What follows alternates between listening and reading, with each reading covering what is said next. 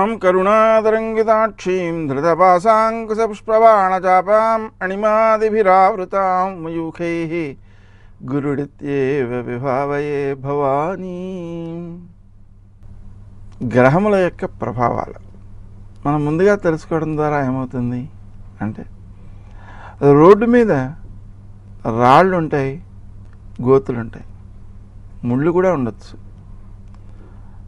దీపం చేతిలో ఉంటే అవి చూసుకుంటూ నడుస్తాం, తప్పుకుని ముందుకు పెడతాం. నీళ్లున్నాయి చెరువులో, మెట్ల నిండా పాకుడు ఉంది, మనకి తెలియదు, అడుగులు వేసాం. తెలియకుండా వేసినప్పుడు పడేదాని దెబ్బ గట్టిగా ఉంటుంది. తెలిసాక జాగ్రత్తగా అడుగు వేస్తే జారకుండా కొంచెం ఆ ఇబ్బందిని తప్పించుకోవచ్చు. అలాగా గ్రహాలకు అనుకూలతలు ఉంటాయి, వ్యతిరేకతలు ఉంటాయి. ఆ అనుకూల ఫలితాలను, వ్యతిరేక ఫలితాలను ముందుగా తెలుసుకోవాలి. అనుకూల ఫలితాలను తెలుసుకోవడం ద్వారా దానికి అనుగుణమైన కృషి చేయవచ్చు. వ్యతిరేక ఫలితాలను తెలుసుకోవడం ద్వారా దానిని నివారణ చేసుకోవచ్చు. మీలో ఎవరైనా ఈ నివారణలు చేసుకుని, ఆ జపాదులు చేసుకుని దానివలన మంచి ఫలితాలను పొంది ఉన్నట్లయితే కామెంట్స్లో రాయండి.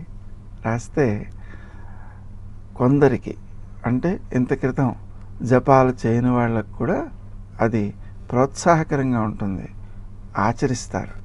వారు మీ వలన ఆచరిస్తే మీకు కూడా కొంత పుణ్యం దక్కుతుంది. గ్రహముల యొక్క ప్రభావాలను తెలుసుకుందాం, నివారణ తెలుసుకుందాం, ఆచరిద్దాం, ఆనందమయంగా జీవితాన్ని మలచుకుందాం.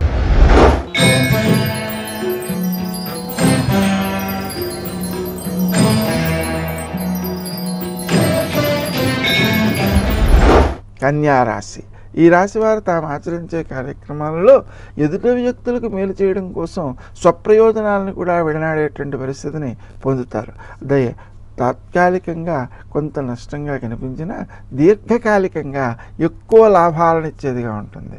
అలాగే ప్రయాణ సందర్భంలో జాగ్రత్తగా ఉండాలి. గౌతమ నామాన్ని జపించుకోవడం వల్ల ప్రయాణము సుఖప్రదంగా నడుస్తుంది.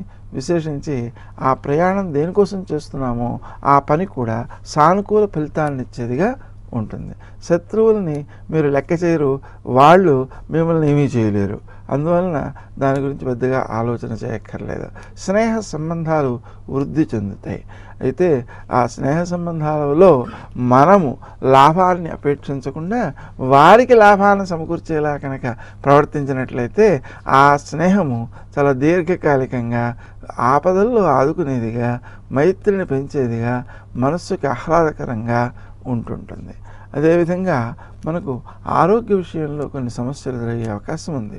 క్రీం అచ్యుతానంత గోవింద అనే నామాన్ని జపించడం ద్వారా ఆరోగ్య విషయాల్లో సమస్యల్ని అధిగమించేటువంటి శక్తి ఏర్పడుతుంది.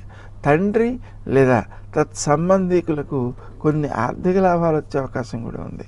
అయితే ఆ ప్రయోజనాలు కొంతవరకు మీకు కూడా సత్ఫలితాన్ని, ఆర్థిక లాభాన్ని సమకూర్చిపెట్టేటువంటి అవకాశం ఉంది. వృత్తి స్థానంలో ఉద్రేకాలకు లోను కాకుండా గంభీరంగా ఎదుటి వ్యక్తి మనకు వ్యతిరేకంగా మాట్లాడుతున్నా సరే ఆ వ్యక్తిని మాట్లాడనిచ్చి ఆ తరలా వ్యతిరేకతను పొందడానికి మూల కారణం ఏమిటి అనే దాన్ని అన్వేషించి మనం ఒకవేళ మన ప్రవర్తనలోనే ఆ లోపం ఉన్నట్లయితే ఆ లోపాలను సరిచించుకోవడము, అలాగే ఆ లోపమేమీ లేకపోయినా అంటూ ఉంటే అవతల వ్యక్తి యొక్క ఆ అభిప్రాయం ఏమిటో తెలుసుకోవడము, దాన్ని నివారించుకోవడానికి కావాల్సినటువంటి ఆధ్యాత్మిక బలం, జపబలం సంపాదించుకోవడము అనేటువంటి కార్యక్రమాలు చేయాలి. చుట్టూ ఉండే వ్యక్తులతో అనుకూలత పెరుగుతూ ఈ అపార్థాలు తొలగాలి అంటే శ్రీరామ జయ రామ జయ జయ రామ రామ అనే మంత్రాన్ని జపించుకోవడం సత్ఫలితాలను ఇస్తుంది.